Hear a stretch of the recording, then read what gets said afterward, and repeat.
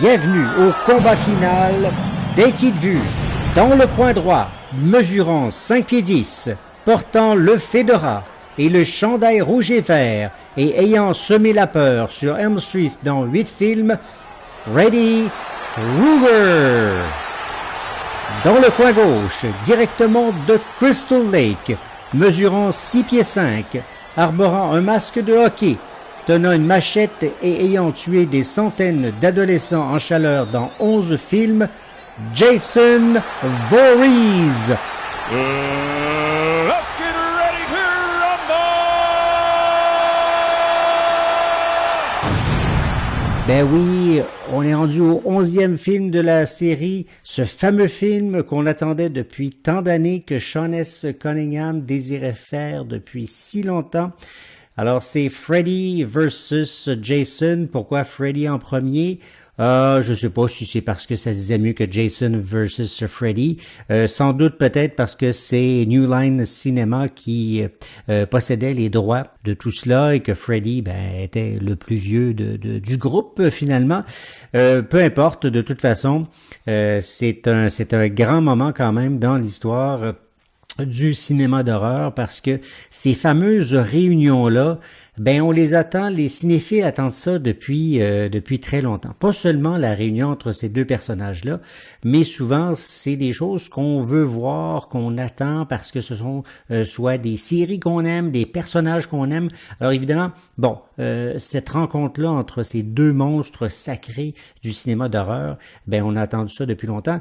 Il y a aussi, on a longtemps voulu intégrer à tout ça le personnage de Michael Myers, qui est évidemment le tueur en série par excellence et qui a un peu inventé le genre en Amérique du Nord, bien sûr, parce que ça existait bien avant ça. En Italie, entre autres, j'en ai déjà fait mention. Donc, il a souvent fait parler, il y a eu des rumeurs par rapport à ça. Et évidemment, vous qui êtes des amateurs du genre, vous avez sûrement vu sur des plateformes comme YouTube, entre autres, des cinéastes amateurs qui ont tenté l'expérience. Et parfois quand même avec de relatifs bons succès, des courts-métrages ou plus ou moins longs, où on retrouve soit l'un, l'autre ou les trois personnages, ou même plus. Des fois, Leatherface s'y retrouve aussi. On retrouve le personnage de Saw, donc Jigsaw. Donc, les gens aiment bien donc mélanger un peu tous ces gens-là et les faire interagir.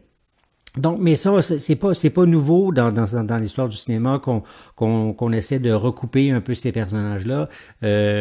Pour les plus vieux, je me souviens d'avoir vu il y a très très longtemps un film que je pense que je l'avais même pas vu au complet parce que plus ou moins intéressant quand on est d'une autre génération. Bon, il y a des films qui vieillissent plus ou moins bien, mais là c'est dans un style plutôt comique. Abbott and Costello, qui était des humoristes un peu à la Laurel et Hardy. Donc, un film qui s'appelle Abbott and Costello meets Frankenstein. C'est la fin des années 40, 1948, si je me souviens bien. Donc, ça existait. La première fois que j'ai vu personnellement deux monstres de ce genre-là se rencontrer, je me souviens très bien où j'étais. C'était dans une salle chez un ami, Christopher Allen Rake, dans les années 70. Puis c'était pourtant pas un film des années 70, c'était vraiment un film beaucoup vieux que ça. Je pense que c'est un film des années 60. C'était un film de Godzilla. C'était King Kong versus Godzilla. Et vous le savez, de toute façon, il y a un remake qui a été fait tout récemment de ce film-là. Donc, je me souviens très bien. Puis à l'époque, je pense que ce film-là, que je n'ai jamais revu, soit dit en passant, est un film, c'est sûrement un film en couleur. Moi, je l'ai vu sur une télé en noir et blanc. Donc, juste pour vous dire là que ça fait vraiment très très longtemps que ce genre de truc-là existe. Puis bon, comme je vous dis, des fois on sert ça à la sauce un peu humoristique pour les gens, pour les Québécois, les Français. Il y en a qui se souviennent peut-être de ce film-là qui était plus ou moins drôle dans la série des Charlots, les Charlots contre Dracula.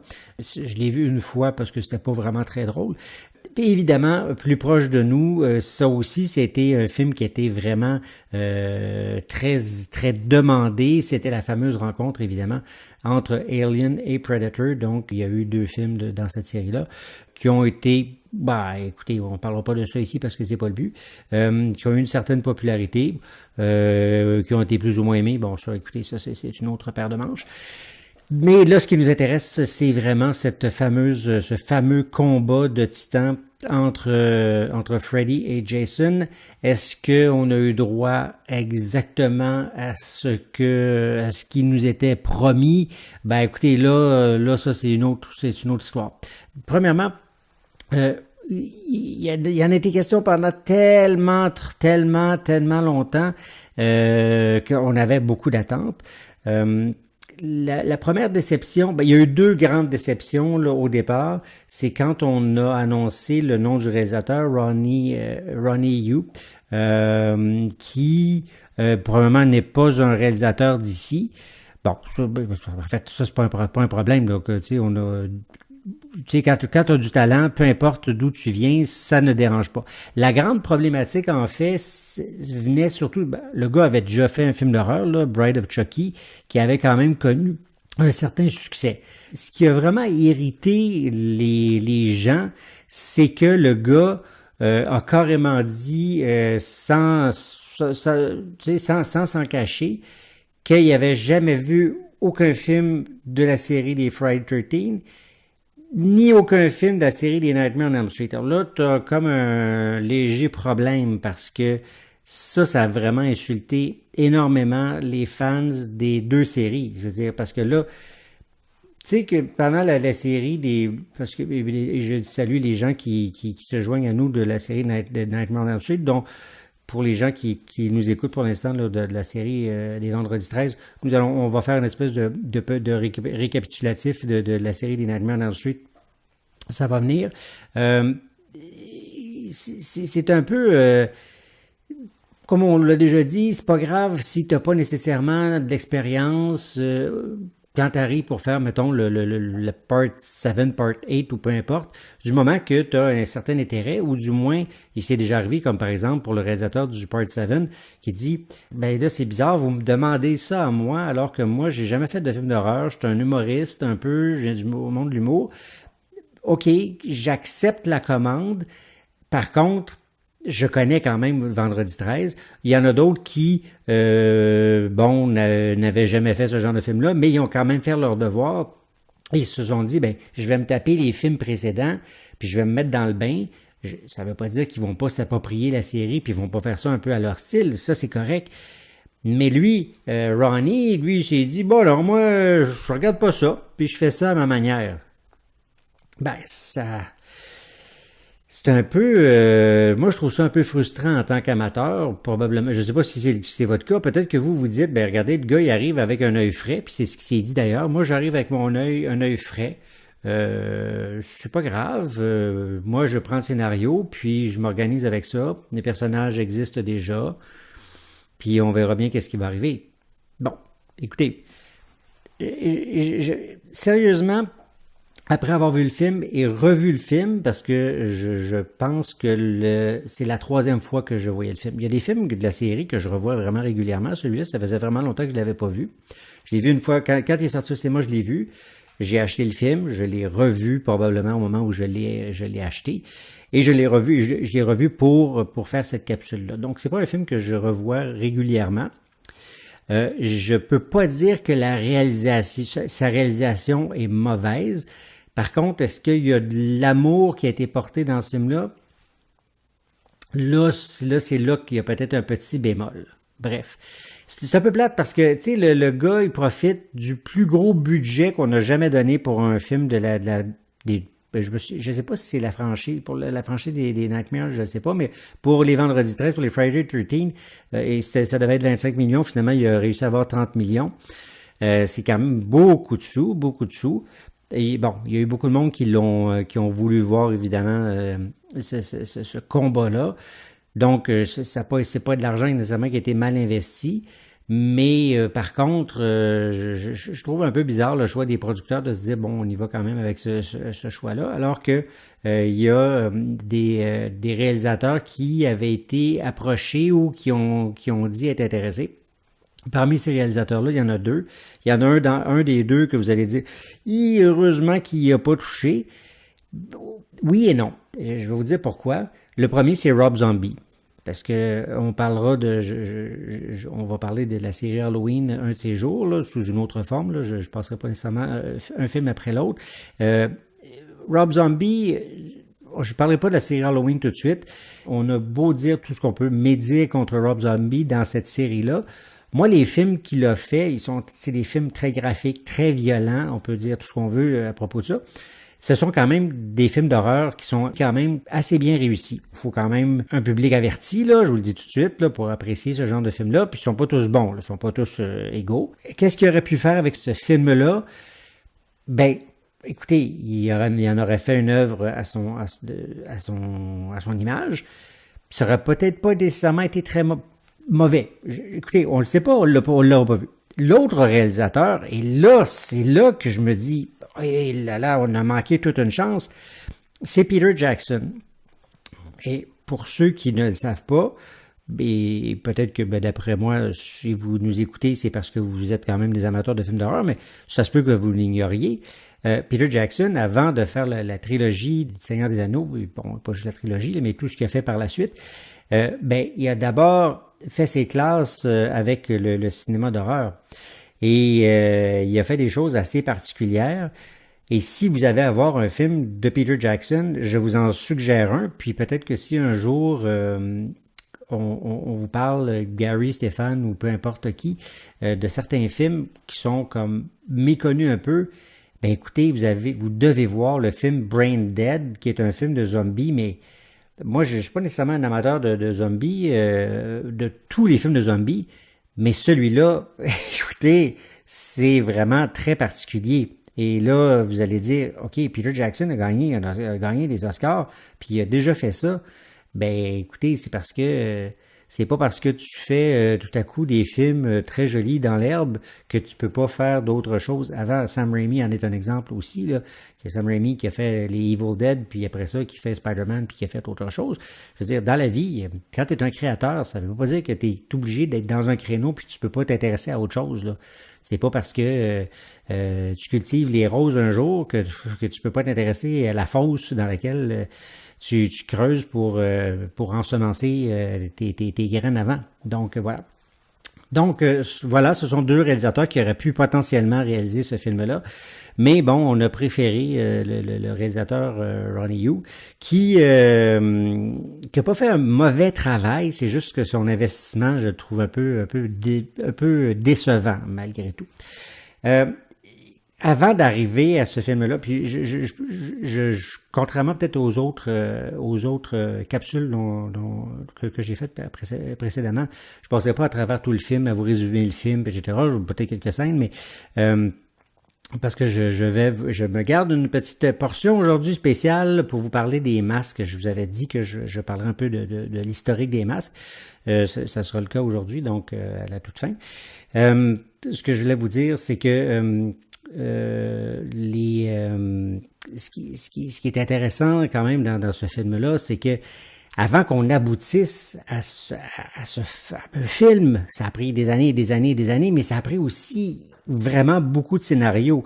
Alors, on parle de 13 scénarios, mais c'est entre 13 et 17 scénarios qui ont été soumis, et ça, c'est seulement les vrais scénarios, parce qu'il y en a beaucoup d'amateurs qui ont envoyé des scénarios qui étaient potentiellement, certainement, très intéressants. Il y a des idées qui ont été reprises, sans doute, dans le scénario final, mais il y avait des idées très, très farfelues, là, comme celle, par exemple, où il y avait l'une d'entre elles, là, Jason revenait à la vie, puis sur sa tombe, c'était écrit à chaque fois qu'il était mort. Donc, telle année, c'était barré, telle année, c'était barré. Donc, il est mort, tu sais, jusque-là, il était mort 11 fois, là. Donc, ça, c'était une idée, mais il y en avait. Donc, l'idée, le scénario final, celui qu'on voit présenté, qu'on voit dans ce film-là, à mon avis, il y a des bonnes choses, puis il y a des mauvaises choses. Puis, c'est étrangement, puis là, je suis sûr que vous ne serez pas nécessairement d'accord avec moi, les bonnes choses, c'est le scénario qui se déroule quand Freddy et Jason ne se rencontrent pas.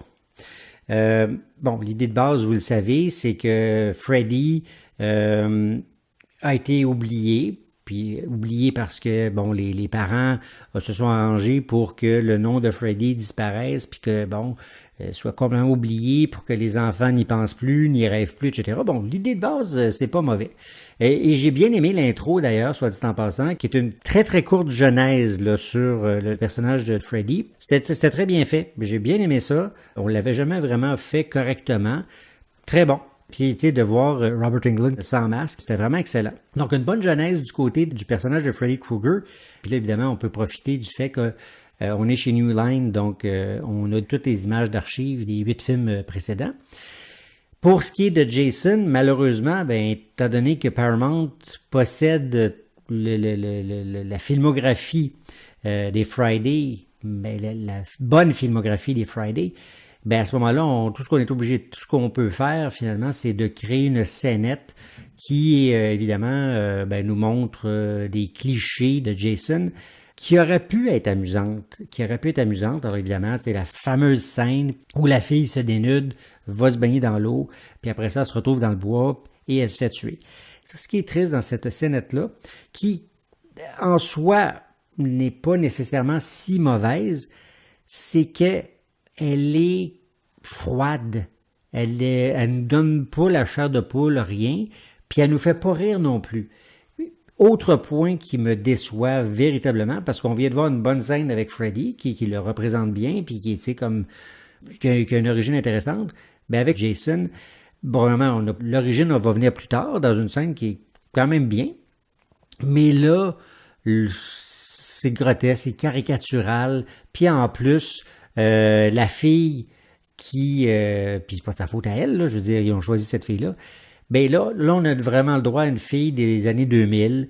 Alors, au lieu d'avoir une fille des années 80 qui a une poitrine normale, c'est-à-dire qui n'a pas subi de chirurgie esthétique, là, on est pris avec une fille avec des seins triple Z, alors que ça tient tout seul. Je suis désolé, mais moi, ça ne m'allume pas et ça ne vient pas me rejoindre. Non seulement ça ne vient pas me rejoindre, mais ça ne correspond pas à l'univers qu'on a connu des vrais premiers Vendredi 13.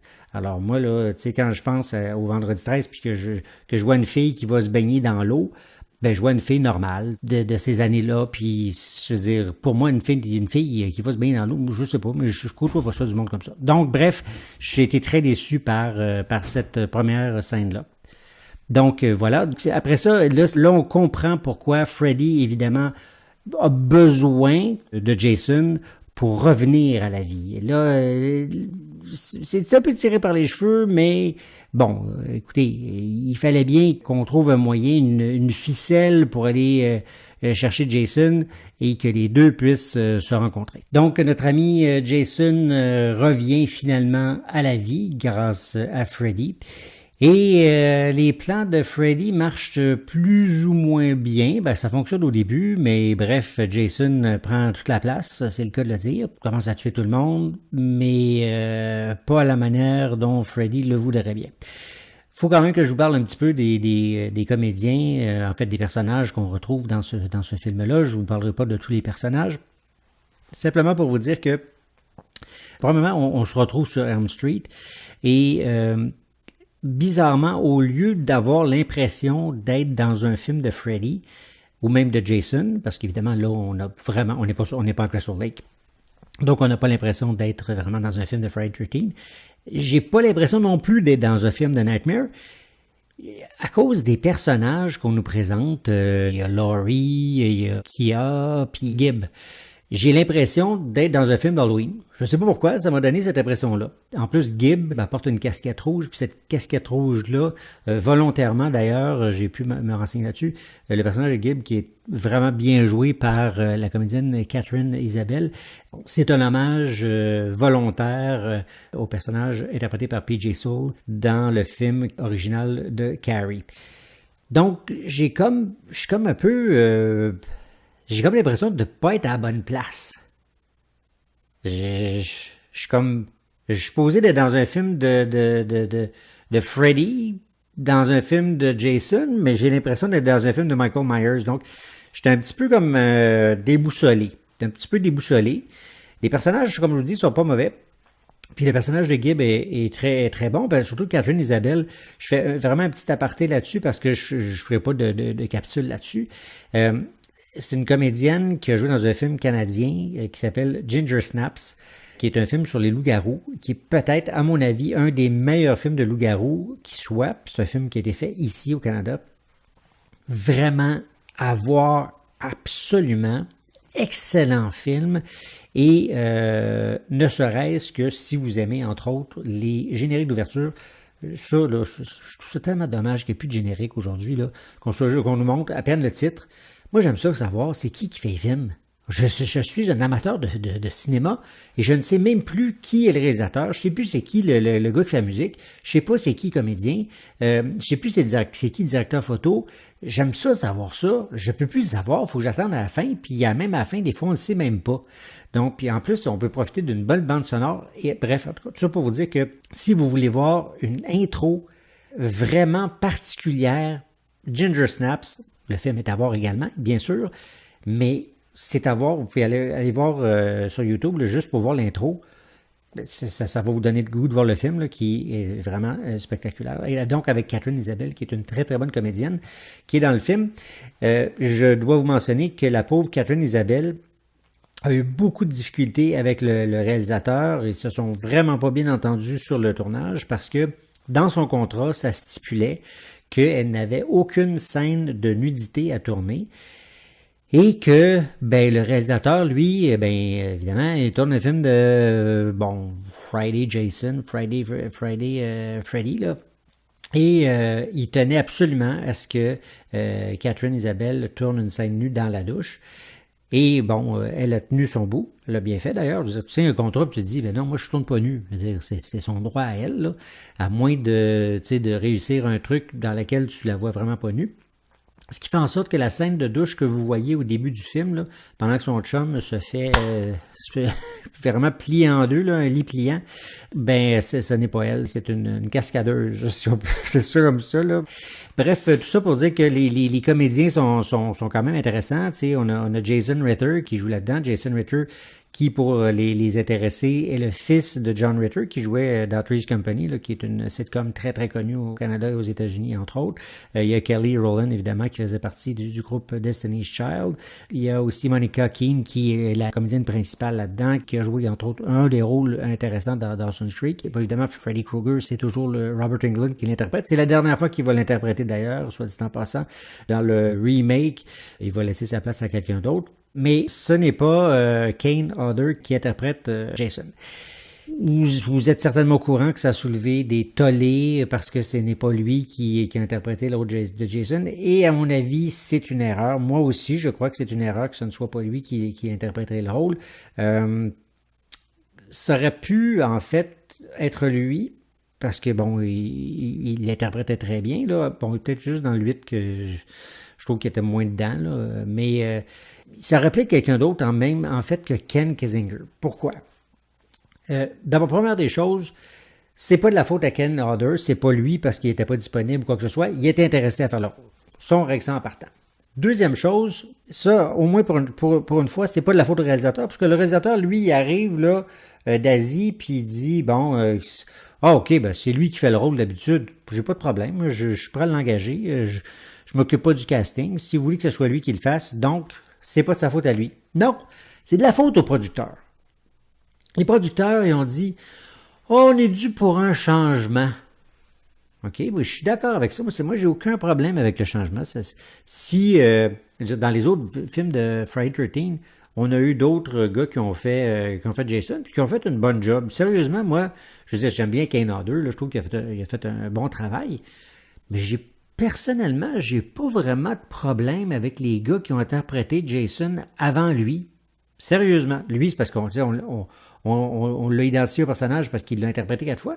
Mais sérieusement, j'ai pas vraiment rien à dire à propos du gars qui l'a joué dans le 2, dans le 3, dans le 4, dans le 5, c'est pas lui, mais même dans le 5.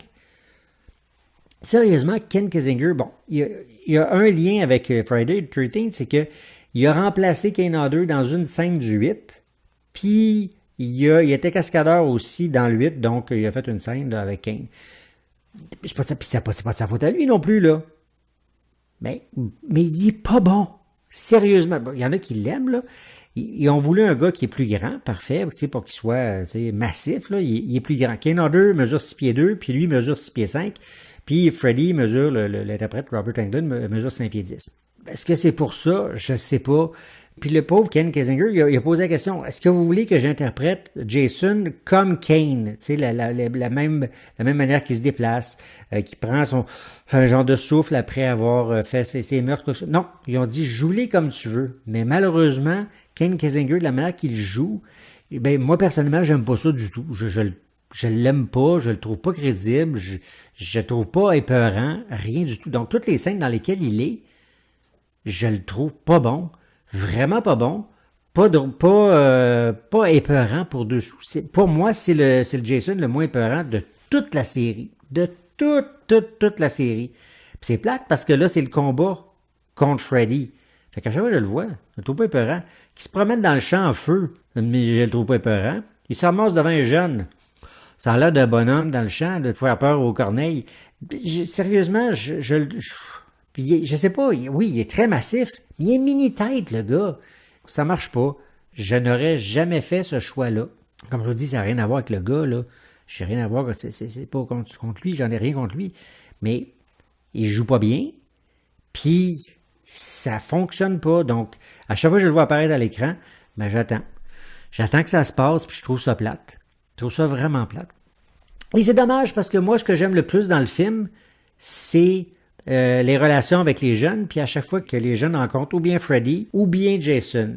Mais, comme je le disais tantôt, à chaque fois que le combat, le round 1, le round 2, le round 3, à chaque fois que Freddy et Jason se rencontrent, je trouve ça plate, je trouve pas ça crédible. T'sais, autant Freddy, on s'entend que s'il vit dans un monde imaginaire, puis on y croit. À chaque fois que moi je vois un film de Nightmare on Elm Street, j'y crois véritablement. Là, il y a eu des scènes vraiment atroces, abominables, puis surprenantes. Il y a quelques bonnes scènes, j'ai aimé le bout où c'est écrit Freddy's Back, là, c'est un bon jeu de mots. Ça ressemblait vraiment du Freddy, là, puis il y a quand même des scènes qui sont assez surprenantes là-dedans. Donc, Freddy est quand même en forme, pas au sommet de sa forme, est en forme, mais Jason, pas du tout. Puis quand ils s'affrontent, je m'ennuie, la scène dans la grange, j'attends que ça passe, Puis la scène, quand ils sont à l'extérieur, puis que, Freddy lui envoie des bonbonnes, je sais pas, je trouve pas ça, ça m'ennuie au plus haut point. Puis, on attend que ce soit ce combat-là, puis t'attends la finale à savoir qui va gagner, qui va gagner. OK, mais non, les scènes qui m'intéressent le plus, c'est quand je vois, par exemple, Jason jeune au camp, ça, je trouve ça le fun. Que Freddy se fasse passer pour sa mère, ça, je trouve ça le fun. Je trouve ça dommage, par contre, parce que ça, on a su, entre autres, que Betty Palmer, la mère originale du premier film, là, qu'on avait vu dans le deuxième, a décliné l'offre pour reprendre le rôle, parce qu'elle disait que ce qu'elle avait à dire, c'était ridicule. Je peux comprendre. Mais... sinon, c'est plate. C'est ça qui est dommage parce que moi, le film, c'est la confrontation et tout ce qui est confrontation, bof. Mais le reste, avec les jeunes, c'est intéressant. Quand ils vont, ils se retrouvent à l'hôpital psychiatrique puis qu'ils vont chercher l'hypnocyle, il y a des scènes intéressantes. Mais dès que les deux gars se rencontrent, aucun intérêt. Puis c'est un film sur la rencontre entre les deux gars. Fait que ça, c'est un peu plate. Une chose que j'ai pas aimé d'ailleurs en parlant de fameux combats, c'est qu'à la fin, là, le dernier combat là, sur le quai, là, écoutez, là, il y a du sang là-dedans. Là, d'ailleurs, on a dit qu'il y avait 300 gallons de sang, de faux sang là, dans ce film-là. Là. C'est d'un... OK, moi, ça me dérange pas, les films d'horreur, j'en ai vu, là. Mais là, c'est comme... too much. Là, il y en a, c'est beaucoup trop, là, cette scène finale-là où on se coupe les bras, on se rentre la machette dans le cœur, puis etc. Ça ne finit plus, puis bon, je comprends, peut-être que c'est ce que vous avez voulu voir, vous, que ça vous tentait de voir quelque chose d'aussi grand guignolesque. Pour moi, c'était trop. Bon, puis bon, on coupe la tête de Freddy Krueger, peut-être comme on a coupé la tête de Jason Voorhees, là. Tout ça pour dire que dans l'ensemble, moi, le film que j'ai aimé, c'est comme le film parallèle. C'est l'histoire de la gang de ce que j'appelle la gang de Scooby-Doo, parce qu'ils ont comme la même vanne que la gang de Scooby-Doo, plutôt que les deux méchants. Puis la scène à Crystal Lake, où Jason est jeune, Je ne sais pas si vous avez aimé ça. Moi, j'ai apprécié la chose. Puis j'ai pas trouvé ça inintéressant dans la légende de peut-être penser que ça pouvait être Freddy entre autres qui l'avait noyé. Mais ça, comme je vous dis, ça c'est une question de goût puis ça se discute évidemment parce que là on est dans la fantaisie. Donc, je vais me permettre, avant de parler des masques, parce que je vous ai dit que je vous parlerai des masques, c'était prévu dans cette capsule. Je vais vous donner les notes qui sont prévues pour ça. Donc, pour le scénario de ce film, moi j'ai trouvé que le scénario était quand même pas mauvais. Le scénario est pas mauvais, sauf pour les scènes de combat, mais à la limite, tout ce qui existe, puis toutes les histoires, tu sais, à un moment donné, tu te dis, OK, ça c'est ridicule, Laurie, son père a tué sa mère, nanana, mais quand tu vois que c'est Freddy, finalement, tu sais, il y a quand même des pas pires idées. Quand tu le vois la première fois, tu te dis, OK, bah, c'est ordinaire, mais il y a quand même une certaine recherche. Les gars, ils ont quand même fait leur job. Tu sais, eux autres, contrairement aux réalisateurs, ils ont vu les films, puis ils savent de quoi ils parlaient. Donc, au niveau du scénario, je vais quand même donner un 7 au film, qui est quand même pas pire bonne note. Les personnages, là j'exclus là, évidemment nos amis Freddy puis Jason. Les personnages, la première fois que j'ai vu le film aussi, j'étais là, comme je vous disais tantôt, c'est des personnages qui semblent sortir de Halloween, mais moi ça me déplaît pas parce que c'est une série que j'aime. Puis je trouve que pour une fois, on a pris le temps quand même de les connaître, puis ils sont bien joués, puis ils sont ensemble. Moi, j'aime ça quand les personnages restent ensemble. Évidemment, ils meurent un après l'autre. Là. Il y en a quelques-uns qui restent en vie. Mais ils sont bien développés, puis il y a quand même une certaine constance dans le tout. Donc, les personnages, eux aussi, je leur donne un 7. Bon, pour les meurtres. Bon, là, on arrive évidemment au 11e film de Friday 13, puis au 8e film de Nightmare on Elm Street. Au niveau de la créativité, on tombe un peu à plat. J'ai pas vu de meurtre là-dedans. Bon, je vous ai parlé tantôt du lit qui se plie en deux. Tu sais, puis Jason fait rien de spécial, là. Comme je vous dis, c'est très sanglant. Mais y a-t-il quelque chose qui m'a vraiment surpris? Bon, OK, quand le gars plante les deux seringues dans le cou, puis bon, finalement, il se fait couper en deux, puis il y a tous des jeux on sublime qui est l'un, qui est l'autre, puis bon, etc., etc. Mais sinon, c'est plus des gars qui se tapent dessus, des deux gars qui se tapent dessus, puis comme je vous dis, tu sais, on y va, en veux-tu, en voilà. Au niveau des meurtres, moi, ça m'a plus ou moins surpris. Je leur donne un 5 pour ce film-là. Là, je vais donner une note à Jason, puis je vais donner une note à Freddy. À Jason, je l'ai pas aimé, ce Jason-là. J'ai vraiment pas aimé. Je l'ai pas, il m'a pas fait peur, pas en tout. Je sais pas. Je sais pas où il est donné. Pour la forme, je vais lui donner un 2 sur 10. Pas plus que ça. Freddy, c'est pas son meilleur film. Il est plus ou moins en forme. Il me tape, là, il dit le mot bitch, je pense 5-6 fois dans le film. À un moment donné, dire, on n'est plus dans les années 80. Je trouve qu'il est plus up to date, là, il a vieilli, donc je lui donne un 5. Il est un peu plus en forme que Jason, à mon avis, puis c'est lui qui aurait dû gagner le combat, finalement. Là. Pendant tout le film, c'est lui qui mène, puis finalement, Jason gagne la bataille. En tout cas, peut-être que vous pensez qu'il n'a pas gagné la bataille. Moi, je pense que quand même, Jason a gagné la bataille. Je mets une note pour le film de Friday. Pour un film de Friday, qui est il est pas mauvais, mais il est pas super bon, je lui donne un 5. Pour un film de Freddy, Nightmare, je l'ai trouvé comme moins bon. Je lui donne un 4. Comme film en général, comme je vous disais, j'avais l'impression de voir un film d'Halloween. Puis comme film en général, 3.5, c'est pas vraiment très très bon. Bon, en terminant, je vous parle des masques. Je trouvais important de vous faire une espèce de récapitulatif parce qu'il y en a qui m'ont demandé hey, le masque, ça marche-tu? Ça suit pas? Il me semble que des fois, je comprends pas exactement qu'est-ce qui se passe dans les masques. Il me semble que c'est pas le même, etc., etc. Oui, c'est généralement pas mal le même. On va passer rapidement, là, on passera pas, passez pas 3 heures là-dessus, mais quand même juste pour démêler un peu le tout.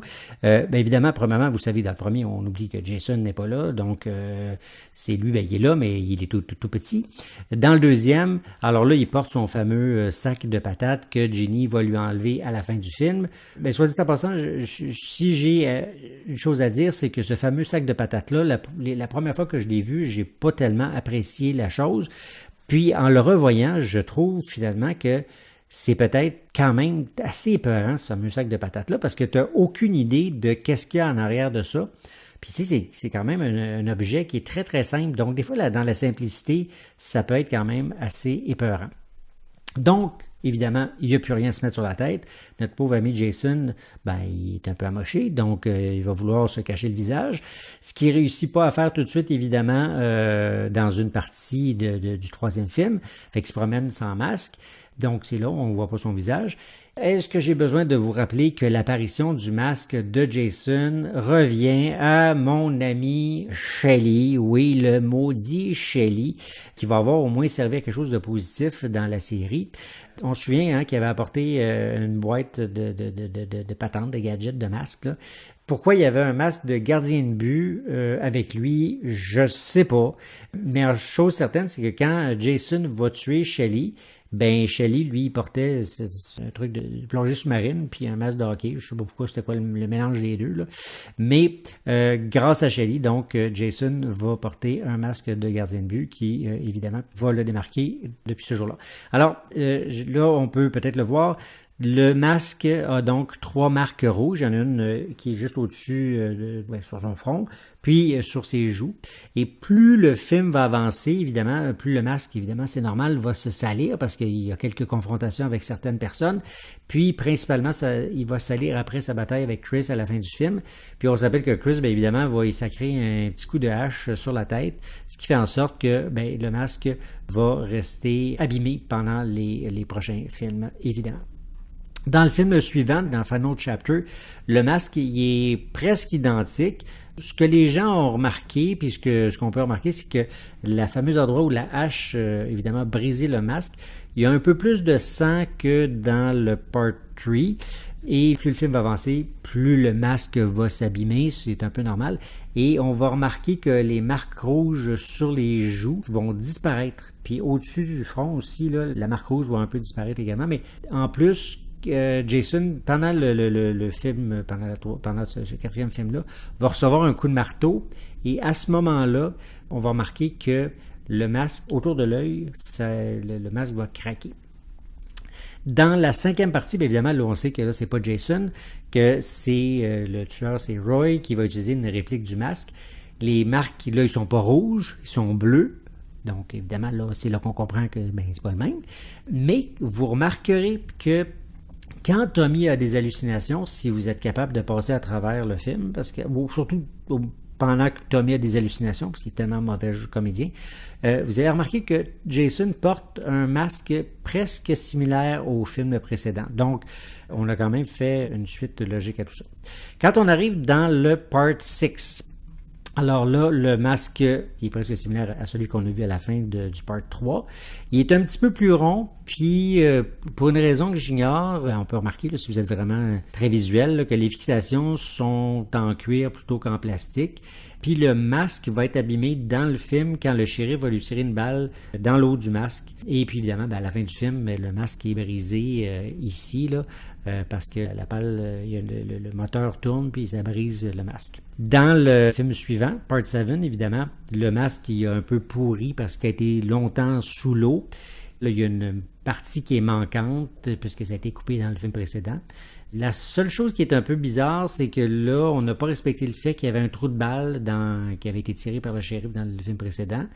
Et à la toute fin du film, le masque original qu'on a vu à partir du troisième film est détruit par Tina grâce à ses pouvoirs.